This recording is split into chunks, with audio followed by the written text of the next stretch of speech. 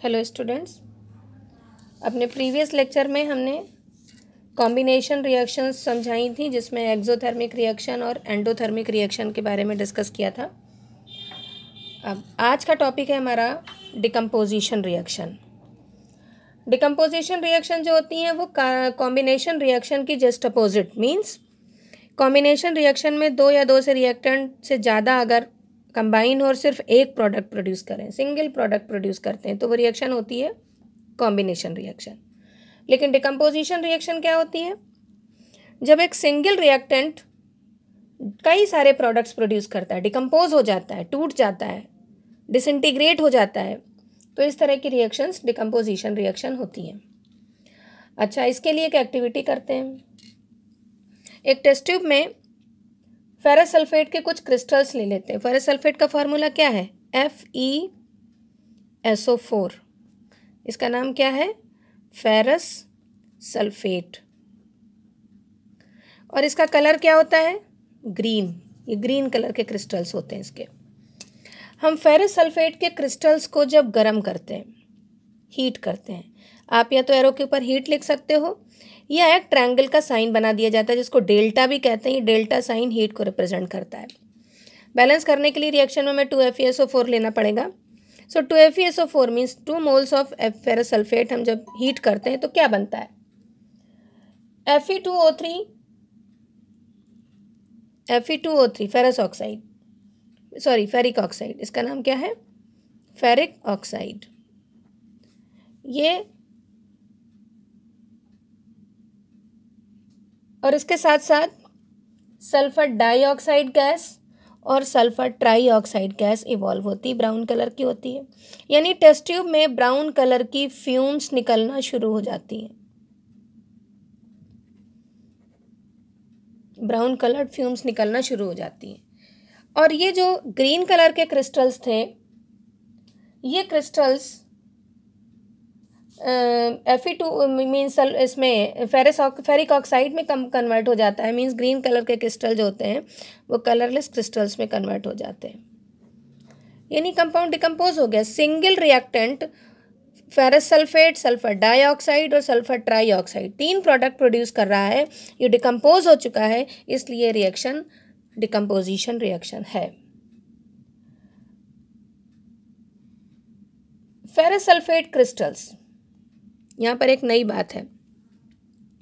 FeSO4 ferrous sulphate crystals का जो actual formula है इंटू 7H2O होता है। FeSO4 इंटू 7H2O, इसको कहते हैं फेरस सल्फेट। यहाँ पर ये 7H2O क्या है?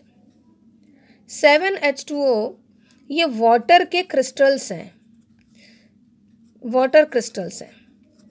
क्या वाटर क्रिस्टल्स के फॉर्म में होता है? लेकिन कभी कभी कुछ सॉल्ट्स ऐसे होते हैं जिनमें वाटर क्रिस्टल्स के फॉर्म में रह जाता है। हम इसको स्ट्रांगली हीट करते हैं तो ये वाटर एवापोरेट हो जाता है और तब ये एनहाइड्रस क्रिस्टल्स मिलते हैं हमें। तो इस प्रोसेस में जिसमें वाटर क्रिस्टल्स के फॉर्म में मिल जाता है, इसको बोला जाता है वाटर ऑफ क्रिस्टलाइजेशन।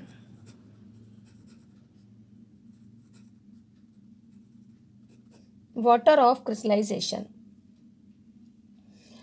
अच्छा, यहाँ पर देख रहे हैं रिएक्शन कि फेरस सल्फेट का डिकम्पोजिशन हीट करने की वजह से हुआ, हीट प्रोवाइड करने की वजह से हुआ। So this type of decomposition is known as thermal decomposition. ठीक है, ये डिकम्पोजिशन हमने हीट की हेल्प से किया है, तो इसको बोलेंगे थर्मल डिकम्पोजिशन।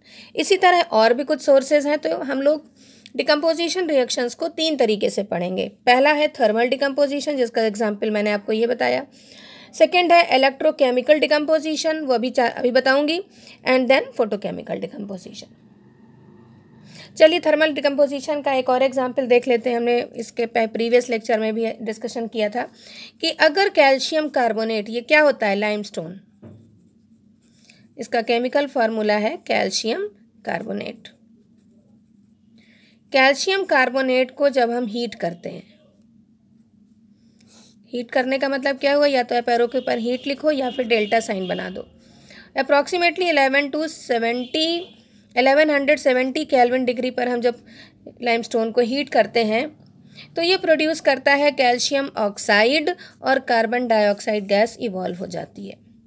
ये क्या बना, कैल्शियम ऑक्साइड, और इवॉल्व कर रहा है, एक गैस इवॉल्व हो रही है, आप एरो लगाएंगे, कार्बन डाइऑक्साइड गैस। यहाँ पर सिंगल रिएक्टेंट दो प्रोडक्ट में डिकम्पोज हो रहा है, so this is decomposition reaction, और ये डिकम्पोजिशन हीट की हेल्प से हो रहा है, इसलिए इसको हम बोलेंगे थर्मल डिकम्पोजिशन। और आपके सामने एक एग्जाम्पल है कि लेड नाइट्रेट के क्रिस्टल्स, लेड नाइट्रेट के क्रिस्टल जो लगभग आप कह सकते हैं कलरलेस या white coloured, PbNO3 whole twice, ये क्रिस्टल जब हम लोग हीट करते हैं, डेल्टा साइन आप लगा सकते हैं, तो ये क्या प्रोडक्ट देता है, लेड ऑक्साइड 2PbO, और क्या देगा, नाइट्रोजन डाइऑक्साइड गैस इवॉल्व करता है और ऑक्सीजन गैस इवॉल्व करता है। हम देख रहे हैं कि सिंगल रिएक्टेंट 3 तरह के प्रोडक्ट्स बनाता है। इसका नाम लिखेंगे, क्या है, लेड नाइट्रेट, इसने क्या प्रोड्यूस किया, लेड ऑक्साइड, ये ब्राउन कलर की फ्यूम्स निकलती हैं, NO2 means nitrogen dioxide,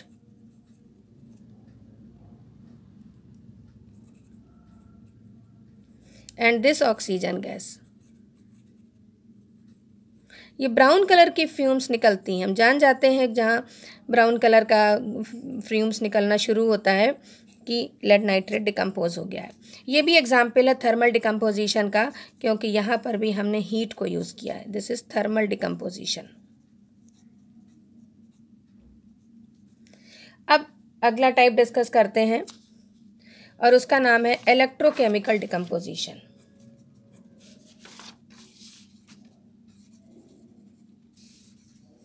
electrochemical decomposition, अब नाम से ही देखिए पता चल रहा है कि किसी भी केमिकल को इलेक्ट्रिकल मेथड से, इलेक्ट्रिसिटी की हेल्प से डिकम्पोज करेंगे, तो उस प्रोसेस को कहा जाएगा इलेक्ट्रोकेमिकल मेथड। इसको समझाने के लिए एक एक्टिविटी करते हैं। एक प्लास्टिक के मग में बॉटम में 2 होल कर लेते हैं,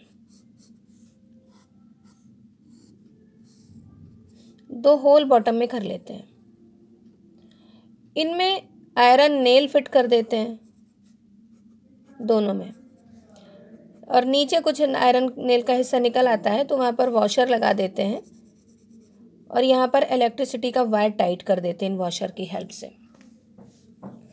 इस वायर को 6 वोल्ट की बैटरी से इस तरह जोड़ते हैं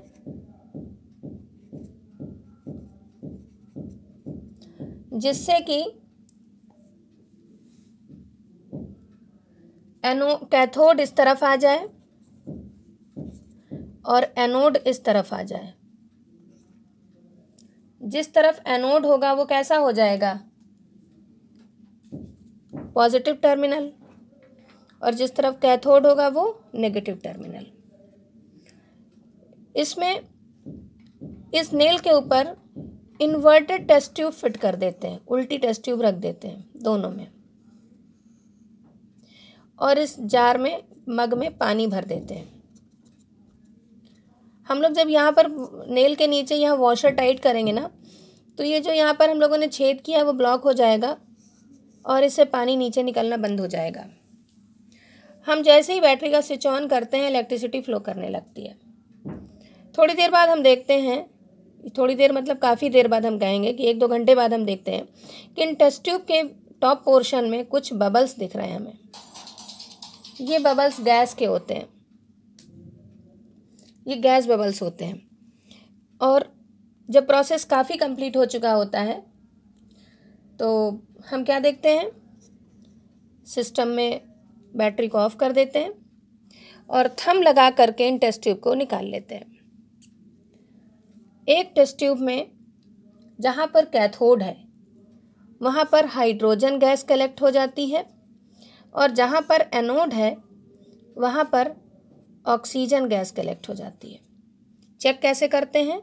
दोनों टेस्ट ट्यूब को सीधा खड़ा कर लेते हैं और अपने फ्रेंड को बोलते हैं कैंडल बर्न करने के लिए, और दोनों टेस्ट ट्यूब के माउथ पर जब बर्न कैंडल लेकर आते हैं तो हाइड्रोजन गैस जिस टेस्ट ट्यूब में होती है वहाँ पर जो बर्निंग होती है वो पॉप साउंड के साथ होती है। Means hydrogen gas burns with pop sound, लेकिन oxygen gas highly inflammable gas होता है, so this gas burns with flame, या बहुत तेज़ी के साथ जलने लगती है। और ये हम इंडिकेट कर लेते हैं कि हाइड्रोजन गैस और ऑक्सीजन गैस रिलीज़ हुई हैं। तो ये रिएक्शन क्या है? इलेक्ट्रिसिटी की हेल्प से, इलेक्ट्रिक करंट की हेल्प से हमने वाटर को डिसइंटीग्रेट किया है। वाटर मीन्स H2O, ये डिसइंटीग्रेट हुआ है। हम 2 मॉलिक्यूल्स लेंगे, 2H2 + O2। आप देख सकते हैं कि हाइड्रोजन गैस और ऑक्सीजन गैस में डिकम्पोज हुआ है, और ये किसकी हेल्प से हुआ है? इलेक्ट्रिसिटी की हेल्प से। So this type of decomposition is known as electrochemical decomposition. इससे रिलेटेड एक जरा इम्पॉर्टेंट क्वेश्चन है। क्वेश्चन आता है कि इन दिस एक्सपेरिमेंट, इस वाले एक्सपेरिमेंट में जो अमाउंट ऑफ हाइड्रोजन गैस है वो ऑक्सीजन गैस का जस्ट डबल क्यों होता है? मीन्स हम जब अमाउंट दोनों का मेज़र करें दोनों टेस्ट ट्यूब में, तो हाइड्रोजन गैस का amount of hydrogen gas is just double of oxygen gas. Why? तो सीधा सा आंसर है इसका कि वाटर के कंपोजिशन में, आप देख रहे हैं वाटर का फॉर्मूला क्या होता है? H2O। वाटर के कंपोजिशन में रेशियो 2:1 का होता है। 2 moles of hydrogen combines with 1 mole of oxygen atom. तो यहाँ पर जब कंपोजिशन में ही 2:1 का रेशियो है तो हाइड्रोजन गैस भी 2:1 के रेशियो में ही कलेक्ट होती है। That's the answer. ये आपको लिखना होगा। अच्छा, अब आप इस तरह से कोई प्रोसेस करके आप और भी समझ सकते हैं। तीसरा टाइप का जो डिकम्पोजिशन है उसका नाम है फोटोकेमिकल डिकम्पोजिशन। फोटोकेमिकल डिकम्पोजिशन क्या होता है? अब नाम से ही पता चल रहा है कि फोटो मीन्स लाइट एनर्जी की हेल्प से जब किसी केमिकल सब्सटेंस का डिकम्पोजिशन होगा उसको क्या कहेंगे? Photochemical decomposition. तो इसको ऐसा कर लेते हैं कि एक डिश में सिल्वर ब्रोमाइड या सिल्वर क्लोराइड ले लेते हैं। सिल्वर ब्रोमाइड और सिल्वर क्लोराइड जो होता है, ये सिल्वर क्लोराइड ये ग्रे कलर का होता है, और हम इसको सनलाइट के एक्सपोजर में रख देते हैं। जैसे ही सनलाइट इस पर पड़ती है, ये थोड़ी देर बाद जो सिल्वर क्लोराइड है वो क्या बचता है? सिर्फ सिल्वर बचता है, और क्लोरीन गैस इवॉल्व हो चुकी होती है, और इस सिल्वर का कलर हमेशा शाइनी वाइट होता है। चांदी का कलर आपने देखा ही है, और ये शाइनी वाइट कलर में कन्वर्ट हो जाता है। ये किसकी हेल्प से हुआ? सनलाइट की हेल्प से हुआ। सनलाइट में से जो प्रोड्यूस्ड एनर्जी है उसकी हेल्प से हुआ। So this type of decomposition is known as photochemical decomposition. Reaction आप लिख सकते हो 2AgCl। अब ये एरो के ऊपर आप क्या मेंशन करोगे? सनलाइट, क्योंकि सनलाइट की हेल्प से हो रहा है। और ये क्या प्रोड्यूस कर रहा है? 2Ag + Cl2। Cl2 gas evolve हो गई, और 2Ag जो बचा वाइट शाइनी सब्सटेंस हमारे पास बचा रह जाता है। वाइट शाइनी सब्सटेंस ये क्या कहलाता है? सिल्वर। ये बच जाता है। So decomposition reaction that are brought by light energy are called photochemical reaction। मैं रिपीट कर रही हूँ, decomposition reaction that are brought about by light energy are called photochemical reaction। अच्छा, अब इसको एग्जाम में दूसरे तरीके से भी पूछा जाता है। कभी कभी हम इन्हें इनको हम फोटोग्राफी में यूज़ करते हैं, ब्लैक एंड वाइट फोटोग्राफी में। ब्लैक एंड वाइट फोटोग्राफी में यूज़ कर लेते हैं, इसलिए हम इसको दूसरे तरह से भी एग्जाम में क्वेश्चन पूछा जा सकता है। Black and white photography, which type of reaction is used in black and white photography. So इसके लिए दूसरा आंसर ही क्यों यूज़ करते हैं? क्योंकि ये सिल्वर वाइट कलर का प्रोड्यूस करता है, इसलिए हम इसको। अच्छा, दूसरी एक और रिएक्शन ले सकते हैं हम AgBr। अभी हमने AgCl सिल्वर क्लोराइड, यानी कि हम सिल्वर ब्रोमाइड को भी ले सकते हैं। जब इसको सनलाइट के एक्सपोजर में लाते हैं तो ये क्या प्रोड्यूस करता है, 2Ag मतलब सिल्वर वाइट शाइनी वाइट निकल जाता है और Br2 गैस इवॉल्व हो जाती है, तो भी ये शाइनी वाइट सब्सटेंस मिलता है हमको। और ये क्या होता है, सिल्वर, और ये भी एक तरीके का फोटोकेमिकल डिकम्पोजिशन है क्योंकि ये सनलाइट के एक्सपोजर में आने के बाद ही होता है। अच्छा, हर एक में हम देख रहे हैं क्या, अगर आप पहचाने ये तीनों तरह की जो मैंने रिएक्शन पढ़ाई, थर्मल डिकम्पोजिशन और मैंने इलेक्ट्रोकेमिकल डिकम्पोजिशन और ये फोटोकेमिकल डिकम्पोजिशन, ये आप अगर एग्जामिन करो तो क्या ये आपको एक्सोथर्मिक टाइप ऑफ रिएक्शन लग रही हैं या फिर एंडोथर्मिक टाइप की रिएक्शन लग रही हैं। हम देख रहे हैं कि तीनों रिएक्शंस में एनर्जी एब्जॉर्ब हो रही है। पहली रिएक्शन में हीट एनर्जी, थर्मल में क्या हुआ था, हीट एनर्जी एब्जॉर्ब हो रही है। इलेक्ट्रिकल में इलेक्ट्रिसिटी हेल्प ली जा रही है, इलेक्ट्रिसिटी एनर्जी एब्जॉर्ब हो रही है। और तीसरी में photo means light energy absorb हो रही है। So this type of reaction is known as endothermic reaction. ये किसका टाइप है, एंडोथर्मिक टाइप ऑफ रिएक्शन है। इसके इंटेक्स क्वेश्चन में आपको करने हैं। आज का टॉपिक इतना ही, कल हम आपको डिस्प्लेसमेंट रिएक्शन बताएंगे। वीडियो को अच्छे से देखें, पढ़ें और लाइक करें। Thank you.